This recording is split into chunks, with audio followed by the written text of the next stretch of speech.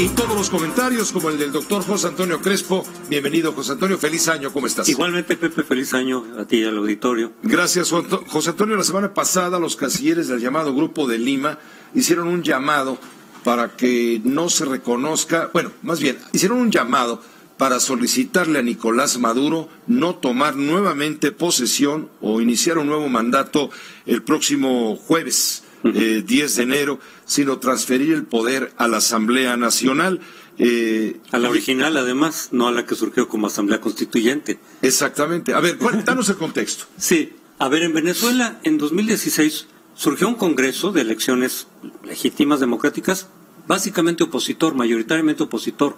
A Maduro. A Maduro. Allá al chavismo. Así es. Al poco tiempo Maduro, por él mismo, sin consultar a nadie, sin consultar al Congreso, convoca una asamblea constituyente que es a modo, porque simplemente de ahí surgen puros chavistas, puros maduristas, y que opaca y que le quita poder al Congreso. Entonces realmente es una especie de golpe legislativo. Exacto. Que altera el procedimiento democrático en Venezuela.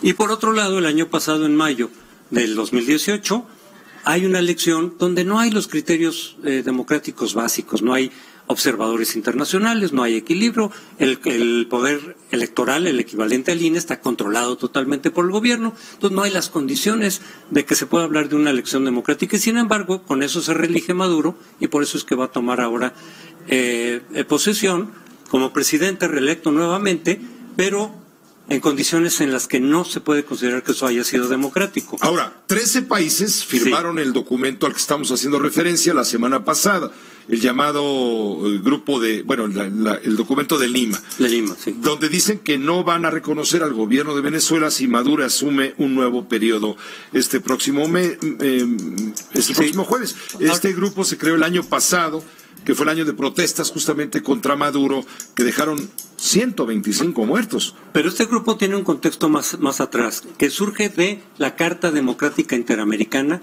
que se firmó justamente en Perú, en Lima, Perú, en 2001.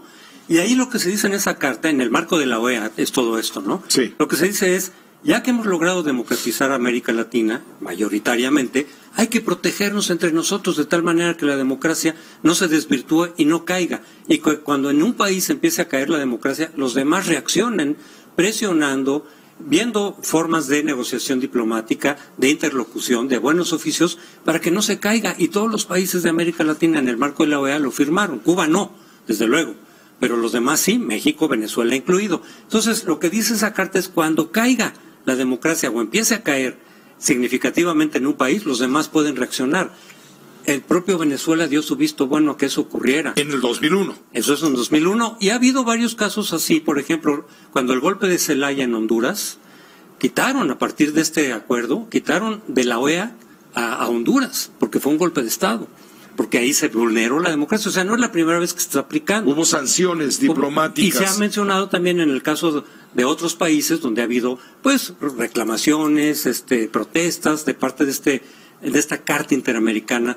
Pero no han quitado a Venezuela. No, pero a raíz justamente de este acuerdo democrático, esta Carta Democrática Interamericana, es que surge el Grupo de Río.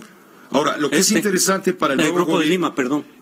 Lo que es interesante es que esta reunión que hubo la semana pasada fue el debut de México en este gobierno. En este gobierno, sí. En esta materia de análisis y de condena, y México no se sumó. Y fue el único país que no firmó, de los miembros del Grupo de Lima. Los detractores de la política que encabeza Andrés Manuel López Obrador en materia de diplomacia, los detractores dicen con este hecho, con este acto de no firmar esta condena contra la falta de democracia en Venezuela, México se está sumando al eje bolivariano, Cuba, Venezuela, Bolivia. Así es, pero no debe haber sorpresa. ¿Por qué, Pepe? Aunque eso se está justificando en términos de nuestra política exterior tradicional.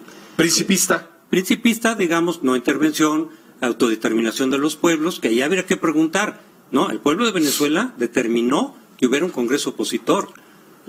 Maduro está autodeterminando que no lo haya.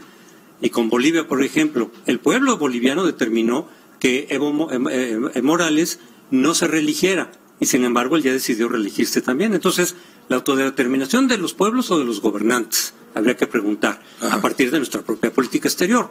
y la doctrina Estrada de no intervención, pero que es el eje de la política exterior de los años del nacionalismo revolucionario.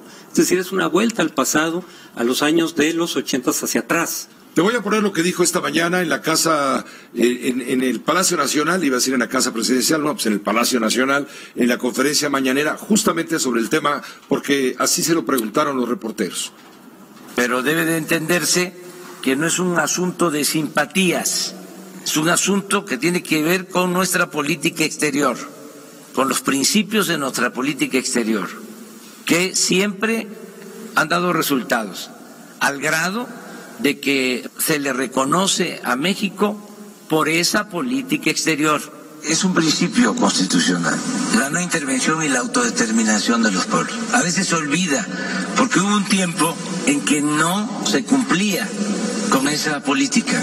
Entonces, ¿qué estamos haciendo? Apegándonos a lo que establece nuestra Constitución.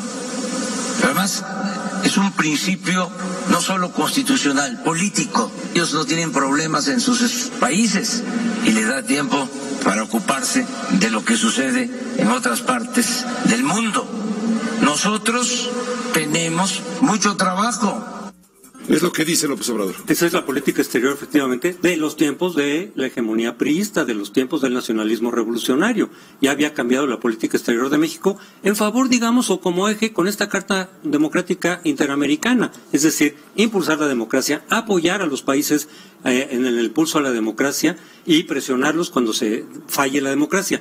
En realidad, el eje de la política exterior, Pepe, es el Foro de Sao Paulo. El Foro de Sao Paulo, que es una agrupación que nació desde el 95, con partidos de izquierda, entre los cuales están el Partido Comunista Cubano, está el chavismo, está el PT de Brasil y muchos otros partidos de izquierda, y desde ahí estaba el PRD mexicano y luego Morena. Y ahí se han firmado claramente cartas y declaraciones en donde se apoya se dice vamos a apoyarnos entre nosotros, los países que tenemos un proyecto de transformación social inspirado en la Revolución Cubana, después la Revolución Bolivariana, cada quien adecuándolo a sus circunstancias, Evo Morales, Kirchner de Argentina, etcétera. Es decir, vamos a apoyarnos entre nosotros, independientemente de lo que esté pasando en nuestros países, que si hay democracia, derechos humanos o no, porque compartimos, ahí sí es cuestión de simpatías, a diferencia de lo que dice López Obrador, compartimos un proyecto social, de transformación social, y nos tenemos que apoyar entre nosotros. Y en un documento del 2017, de ese Foro de Sao Paulo, signado por Morena desde luego, y en varios otros, se dice claramente, hay que apoyar a Venezuela por encima de cualquier otra consideración. Entonces, ya está la firma de Morena, hoy partido oficial en México, de apoyar claramente a Venezuela. ¿Por qué? Por empatía ideológica, por simpatías de un proyecto que es compartido. Entonces, eso es lo que va a dirigir ahora el eje de la política exterior, y en cambio se deja de lado completamente la Carta Democrática Interamericana, que fue lo que guió a los gobiernos del PAN y al gobierno de Peña Nieto. Sin importar que el presidente de Venezuela esté rompiendo el orden jurídico. No, esa no es una prioridad en esos pactos de Sao Paulo. La prioridad es, tenemos empatía ideológica, compartimos un proyecto específico de izquierda, claramente, y entonces vamos a apoyarnos entre nosotros. Ese es el eje, Pepe. Pues te agradecemos mucho el que nos ayudes a entender este contexto. Con mucho gusto, Pepe. Gracias, buenas noches. El doctor José Antonio Crespo.